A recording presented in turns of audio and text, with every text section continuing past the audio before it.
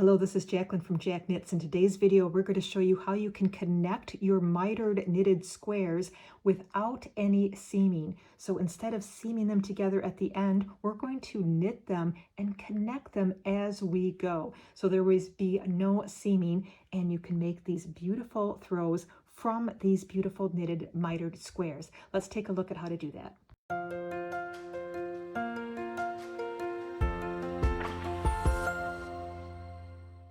All right, let's take a look at how to connect our mitered squares as we knit them, so there is no seaming.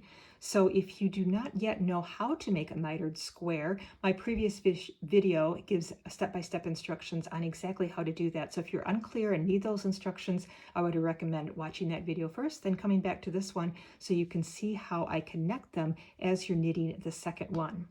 So in order to connect them, what we're going to be doing is doing a series of casting on stitches and then picking up stitches across your existing mitered square and then knitting that next one right next to it. Now, I'm going to show you exactly how to do that casting on and that picking up, but I will first want to pause and just kind of show you how to kind of plan ahead, plan out your project so you know exactly which direction you want to connect your squares. Now you notice that we've got this nice little diagonal line that's visible in our squares, and how you position your squares will make a difference on the kind of the overall design and effect of your blanket. Now the sample that I showed you in the intro looks a little bit like this. I made some diagrams where my very center of my blanket is the intersection of 4 of these squares, and the diagonal lines keep crisscrossing here in the center and then diagonally V's on the edges. So you could do it in this format, or if you want to have all your diagonal lines be parallel to each other, you can do it in this format, or be creative and make little zigzags across each row. However you do it, just plan ahead and accordingly position your squares in the correct way. So here's how we're going to do planning of this for this blanket. So let's take a look at this top design first. You're going to want to make sure you have an even number of squares across and vertically, so your very center is that intersection. And let's start with this square here. So this is one first completed square that you would do first. Then we're going to connect our second one right below it. And this particular square has started here at this corner and worked ourselves up here in this direction. So our next square, we're going to do it right below it. And what we're going to do there is first cast on some stitches along here, and then we're going to pick up stitches along the bottom of this existing square and work then in this direction to complete square number 2. Then square number 3 is going to be right next to this one, and we are again want our direction to go in this direction, pick up stitches along here and cast on stitches here, except we'll actually do that a different direction. We'll actually cast on stitches first, then pick up stitches along here and work in this direction for square number 3. Then square number 4, you actually have 2 existing squares right next to it. So in that case, we will be picking up stitches along here and picking up stitches along this square and work in this direction. Okay, make sense? And then you're going to want to work on these next squares at the side of it and then work the corners last.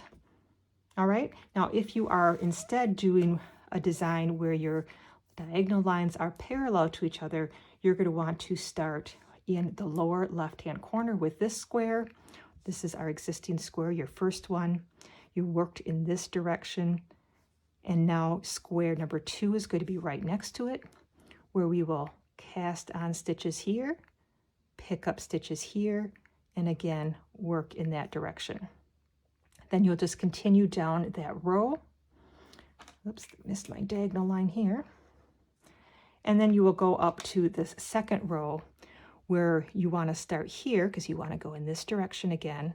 So here you're going to be picking up stitches first and then casting on stitches on the other side of the square and work in that direction. She will have 2 squares already completed next to it, so again you're going to be picking up stitches and picking up stitches to move in this direction. And you'll just continue that row after row until it's the size of your blanket that you'd like. Okay, so that's the thinking about it and the laying out. You also might want to plan ahead on what colors you want where, because you can't move them around once you've got them attached. So plan ahead, color formation, diagonal line formation, and then you can get started. Okay, let's make our second square and connect it to our first one. For my samples here, let's do a parallel line here. So our next square is going to be right next to it with a parallel, or our diagonal line parallel to this one. This is where our center of our cast on stitches are going to be, and we're going to be working in this direction. So that means I need to first cast on stitches along this edge and then pick up stitches along this edge. We're going to be doing 20 stitches on each side, just like our original square is. I did 20 stitches on each side, 40 stitches total. So let's first start by casting on. We're going to be casting on with just a thumb method. So we're going to actually start with a slip knot to start with our very first stitch, okay? Now to do the thumb method cast on, it's very simple. We're just going to be holding our working yarn in our left hand, then taking our thumb and looping it around our yarn here so it's looped like that. Then we'll take our needle and just go up through the center of that loop that we created with our thumb and place it on our needle. So it's really just a loop over to create that stitch. So that's stitch number 2. Our slip knot will count as a stitch. So that's stitch number 2. Let's loop our thumb again and take your needle up through that hole that loop created and place it on the needle. So that's 3, 4, 5, 6. Now I'm going to continue to do this till I have 20.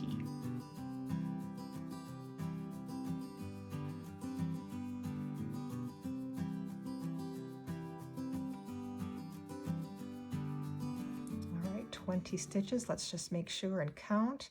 Got 2, 4, 6, 8, 10, 12, 14, 16, 18, and 20.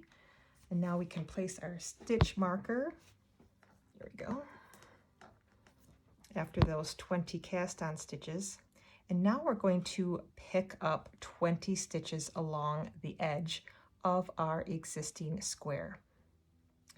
So to do that, we're going to want to pick up our first stitch near this corner.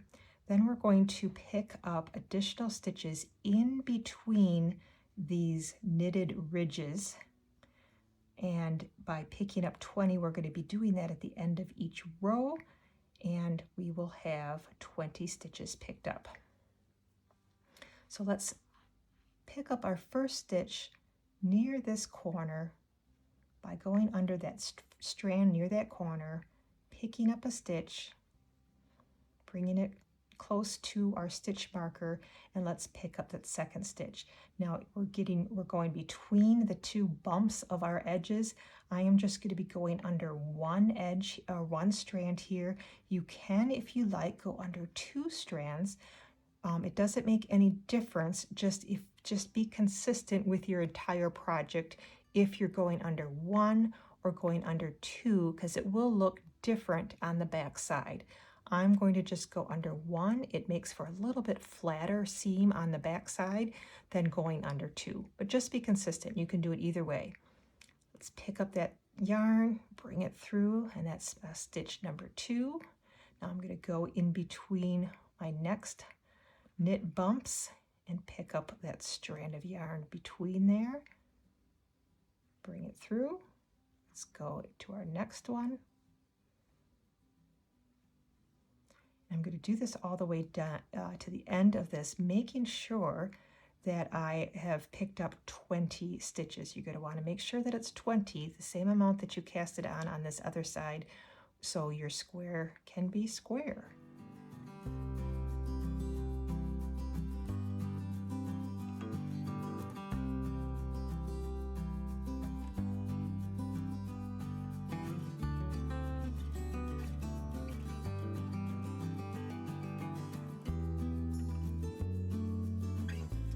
I'm getting near my corner. I want to do a quick count here and make sure that I have the right number of stitches picked up from my stitch marker here.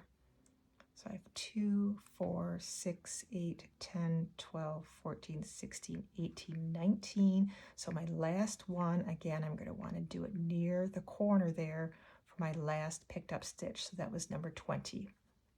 Okay, so I picked up stitches with the existing right side of my square facing me.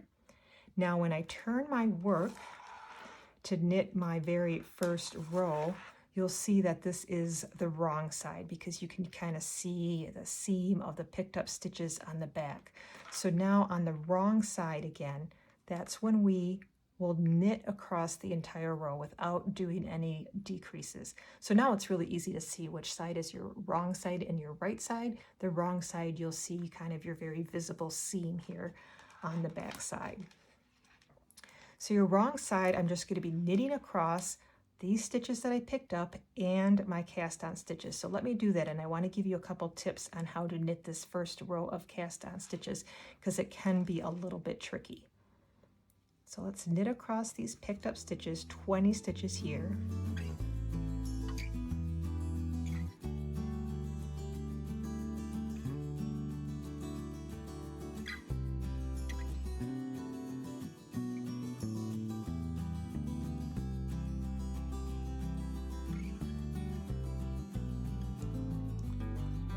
My 20th picked up stitch. I'm going to slip my slip marker. Now let's talk a little bit about knitting this first row of cast on stitches. So this cast on method that we use, this thumb method, tends to give sometimes these little gaps between our cast on stitches. So one thing that we got to want to make sure that we do when we knit these stitches is when we knit that first stitch and you take it off your needle, make sure you are pulling on your working yarn so it eliminates that gap and brings that stitch nicely up to the last stitch that you knitted. So again, see how I've got this funny little gap here?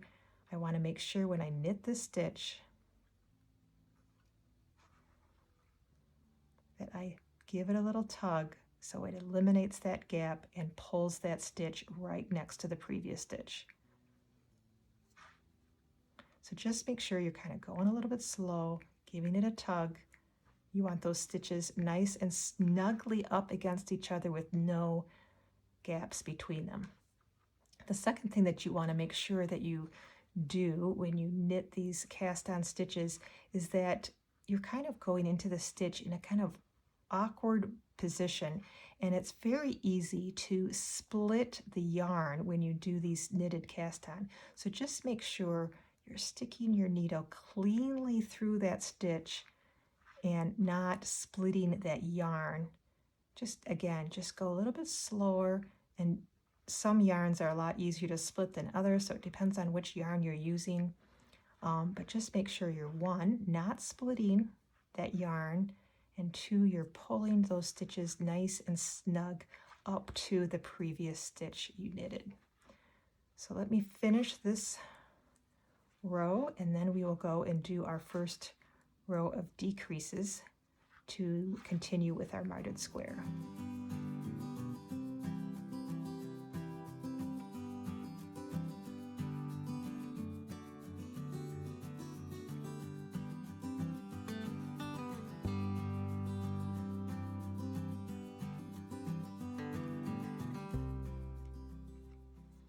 Okay, so I finished my first row, and that was my wrong side row. Now we're going to turn our work, and now we're on the right side row. And here is where we're going to do those decreases again. So if you remember from our previous video, the mitered square on the right side row, we are doing decreases right before and right after the stitch marker. So let me just do that a minute here as a reminder on how to do these mitered squares. So we're knitting up to 2 stitches before our stitch marker, and then we're going to do that first decrease.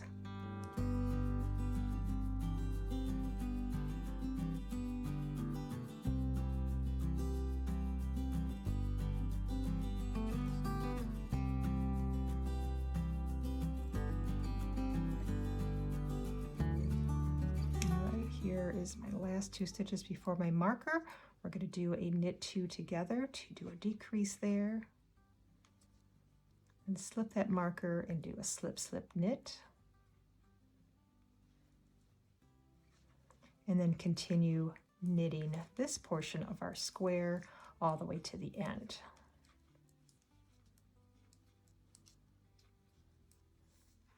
Okay, so now we're going to turn our work again. This is again now our wrong side of the fabric, and we're just going to knit all the way across without any decreases.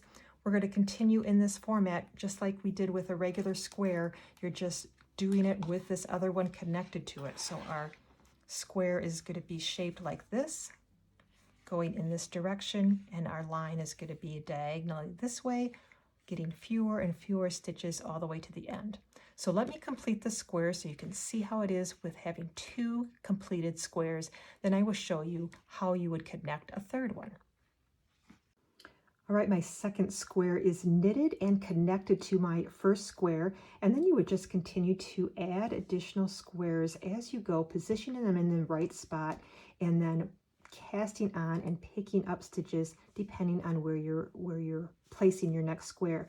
Now, if you were placing your next square right here, you would do it in the exact same way we did for this one, where you're casting on stitches here, picking them up here, working in this direction here. Now, if your third square was going to be down here below your first one, you would be casting on stitches here, picking them up here, doing it diagonally this way if you want it to be, you know, a V-shaped diagonal line going in this direction. Now, if you're picking up stitches along a cast-on edge instead of a row edge, instead of going in between these rows, you would be picking up stitches along this cast-on edge and just be picking up each little loop of your cast on. So that's where you would be picking up the stitches if you were picking them up along a cast on side. So you also, if you had 2 existing squares together, let's say you had this square connected down here and you needed to pick up stitches or add another square here, you would then start in this corner, pick up stitches along this edge of this square and pick up stitches along this edge of this square. You wouldn't have to cast on any because you have existing squares to connect it to. Okay, so it just depends on where your squares are positioned on how exactly you're casting on. But again, that previous planning with a chart will make all the difference in kind of positioning them correctly before you get started. All right, well, I hope you enjoyed this video. I hope you give this a try. You can create all sorts of interesting designs with this, fun color combinations, you name it, for baby blankets, throws, lap blankets, anything that you'd like. They will be beautiful. So if you like this video, please give me a thumbs up. Don't forget to subscribe so you can receive future videos all about knitting tips and tutorials, techniques, creative stitches, and fun patterns. Thanks for watching, everybody. See you next time.